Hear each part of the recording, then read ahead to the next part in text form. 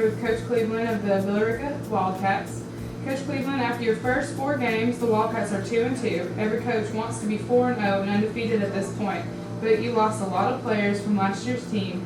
Is your current team progressing as you thought they would be based on your expectations? We feel like we're having a good season. Obviously, we're disappointed that we're not 4-0 and really disappointed that we're not 3-1. We felt like we let one get away last week, and we just weren't able to capitalize on their mistakes and made mistakes of our own and didn't allow us to win the ball game. So, it was a tough 21-18 loss, and we're disappointed with that. But we came out this week, Monday with a good attitude, and we're ready to get ready for our next opponent. So you can't, go well on past defeat. You got to look forward to, future victories. That's what we're trying to do. Well, among your younger players, have there been any pleasant surprises? Any players that have stepped up and played the role that you thought they should at the start of the season? Well, we pretty much gotten what we expected. We knew coming into the summer who our leaders were going to be and who our standout players were going to be. And, those guys have not disappointed us. And, our younger players have been role players and done what we expect them to do. So, so far so good. We've just got to continue to improve if we want to have a chance to, make a run and get in the playoffs at the end of the season. Well, you're taking on Douglas County this week, who has an identical record as you do, 2-2.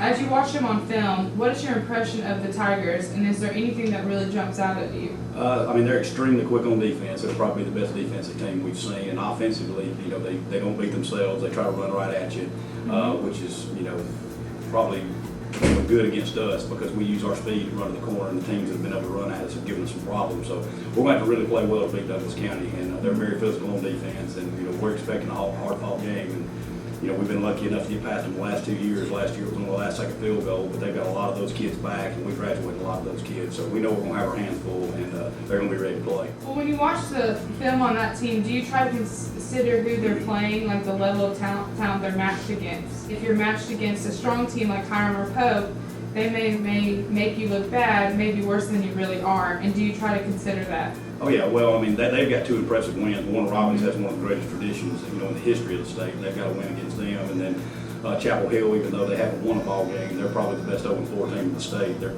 fairly talented too, and they've had a tough schedule. So they have 2 impressive wins, and of course the 2 teams that they lost to are top notch. So we know they're good. We know they've got a good program. We know they've got a good football team, and they could easily be 4-0 with a little bit lighter schedule. So are there any other keys to the game that you see that Rica needs to focus on in order to come out on top on Friday night's game? We've just got to do what we've done the last 5 years and control the clock, and we weren't able to do that last week. We had 37 offensive snaps to their 63, which is, you're not going to beat anybody when the difference in time of possession is that great. So Friday night we've got to try to snap the ball more than they do and win the turnover battle, and hope the ball bounces our way a couple times, because I think the team can control the clock will win the ball. Well, this region so far seems pretty balanced with no clear leader. Do you expect it to stay that way throughout the season with playoff positions and balance up to the last games? There's a lot of parity in this league, and anytime you have 14 quad A programs, you're going to have a lot of good football teams. So there's going to be several good football teams that don't make the playoffs.